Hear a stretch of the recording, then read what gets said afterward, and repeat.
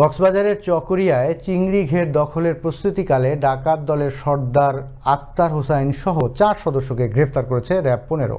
এ সময় তাদের কাছ থেকে উদ্ধার করা হয় একটি দেশীয় তৈরি এলজি, 4টি লম্বা একনালা বন্দুক, 98 রাউন্ড তাজা কার্তুজ, 3টি স্মার্টফোন ও অপরাধ কর্মকাণ্ডে ব্যবহৃত একটি সিএনজি।